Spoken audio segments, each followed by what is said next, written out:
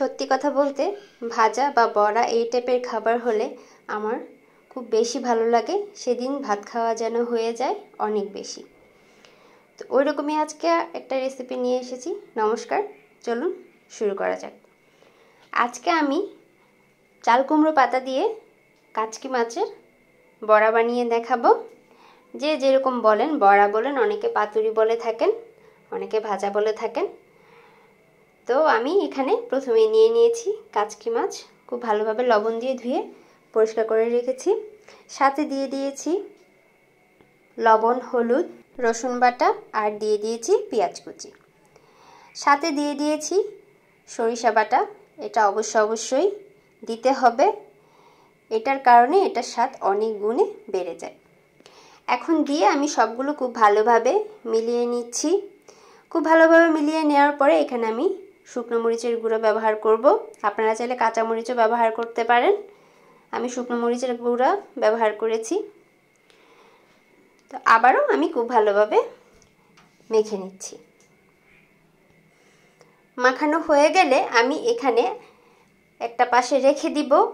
এদিকে আমি চাল কুমড়ো পাতাটা খুব ভালোভাবে ধুয়ে পরিষ্কার করে রেখেছিলাম। অনেকে আছেন লবণ দিয়ে চাল কুমড়ো পাতা থেকে রস ঝরিয়ে তারপর পাতাগুলো ব্যবহার করেন। এই ক্ষেত্রে আমি এটা করব না, কারণ এতে করে পাতার যে ভিটামিনটা থাকে এটা অনেকখানি চলে যায়। তো পাতাটা ধুয়ে আমি একটা জায়গায় রেখেছি এবং মাঝখানে মাছের যে মাখানো উপকরণটা রেখেছিলাম ওটা দিয়ে দিলাম, আর সাথে পাতাটা বটে নিলাম।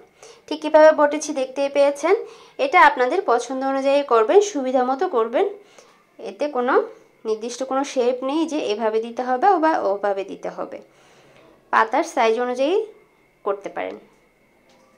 এই রান্নাটা আপনারা লাউ পাতা বা মিষ্টি কুমড়ো পাতা দিয়েও করতে পারবেন।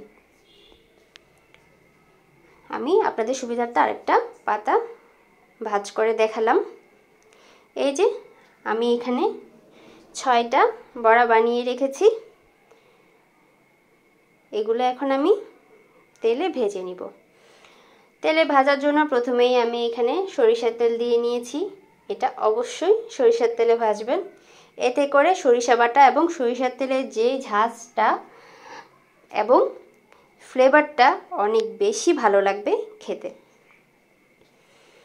এখন আমি আস্তে আস্তে সবকটা পাতার বড়া এখানে দিয়ে নিচ্ছি।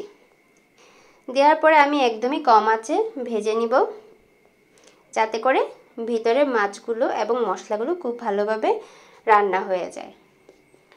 তেলটা আমি খুব ভালোভাবে আবারও চারপাশে দিয়ে আমি ঢাকনা দিয়ে ঢেকে দিয়েছি এবং 5 মিনিট পর আমি উল্টে দিলাম। 5 মিনিট পর আমার একটা পাশ 50% হয়ে গিয়েছে। এখন আমি আরেকটা পাশ উল্টে দিচ্ছি। উল্টে দিয়ে আমি আবারও ঢাকনা দিয়ে ঢেকে দিব। এভাবে করে আমি সম্পূর্ণ রান্নাটা করে নেব। এখানে দুঃখের বিষয় হচ্ছে মাঝখানেই কারেন্টটা চলে গিয়েছে, যার কারণে আমার আবারও চুলায় ফেরত আসতে হয়েছে। তো আমি বাকি রান্নাটা চুলাতেই করে নিচ্ছি। আমি আবারও অন্য পাশটা উল্টে দিচ্ছি। আমার এই পাশটা একদমই হয়ে গিয়েছে, আমি অপর পাশটা উল্টে দিলাম। আজকের রেসিপিটা আপনারা যদি ইউটিউব থেকে দেখে থাকেন, যদি ভালো লেগে থাকে আমার চ্যানেলটি সাবস্ক্রাইব করে দিবেন এবং পাশে থাকা বেল বাটনটা অলে সেট করে দিবেন। এতে করে যখনই আমি ভিডিও আপলোড দিব তখনই আপনাদের কাছে নোটিফিকেশন পৌঁছে যাবে। আর যদি আমার ভিডিওটা আপনারা ফেসবুক পেজ থেকে দেখে থাকেন, যদি ভালো লেগে থাকে তাহলে আমার পেজটি ফলো করে দিবেন, লাইক কমেন্ট শেয়ার করে সাথেই থাকবেন।